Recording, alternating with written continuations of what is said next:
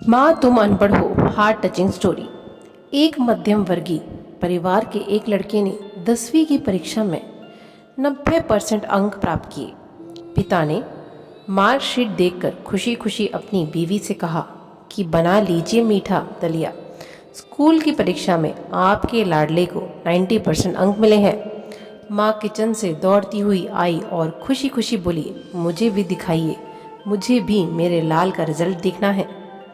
उसी बीच लड़का फटाक से बोला, बाबा उसे रिजल्ट कहाँ दिखा रहे हो? क्या वह पढ़ लिख सकती है? वो तो अनपढ़ है।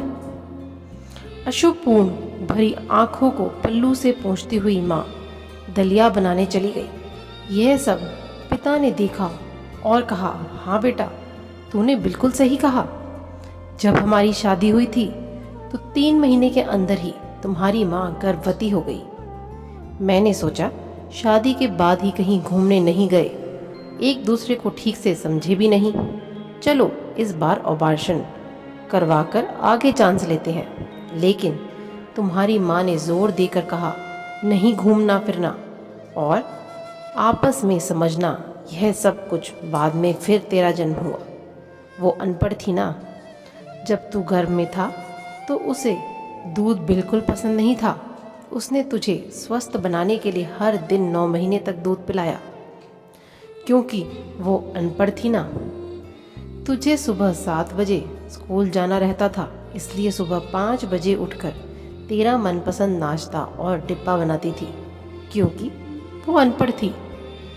जब तुम रात में पढ़ते पढ़ते सो जाते थे तो वह आकर तुम्हारी कॉपी और किताब बस्ते में भरकर तुम्हें बिस्तर पर सुलाती थी और उसके बाद ही सोती थी, और रात में बार बार जगकर तुम्हें ओढ़नी से ढकती थी, क्योंकि वो अनपढ़ थी। बचपन में तुम ज़्यादातर समय बीमार रहते थे, तब वो रात रात भर जाग कर भी सुबह जल्दी उठती थी और काम पर लग जाती थी, क्योंकि बेटा वो अनपढ़ थी। तुम्हारे लिए ब्रांडेड कपड़े लाने के लिए मेरे पीछे पड़ती थी और खुद सालों तक एक ही साड़ी पहन कर रखती थी, क्योंकि वो अनपढ़ थी। ये सब सुनकर लड़का रोते रोते अपनी माँ से लिपट कर बोलता है, माँ मुझे तो कागज़ पर 90% अंक मिले हैं, लेकिन आप मेरे जीवन को 100% बनाने वाली पहली शिक्षक हो।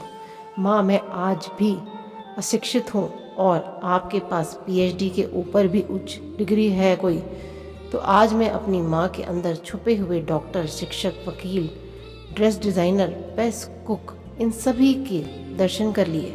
माँ मुझे क्षमा कर दीजिए। बेटा जो आपकी नज़र में पढ़े लिखे लोग हैं ना, वह सब पहले अपना स्वार्थ और मतलब देखते हैं, लेकिन आपकी माँ ने आज तक कभी नहीं देखा, क्योंकि अनपढ़ है ना वो खाना बनाकर और हमें परोस कर कभी कभी खुद खाना ही भूल जाती है। इसलिए मैं गर्व से कहता हूँ, तुम्हारी माँ अनपढ़ है। आशा करती हूँ आपको ये प्यारी सी कहानी बहुत अच्छी लगी होगी, और ये कहानी बिल्कुल सच है। हम सब की माँ ऐसी ही होती है। चैनल पर नए हैं तो चैनल को सब्सक्राइब करिए। धन्यवाद।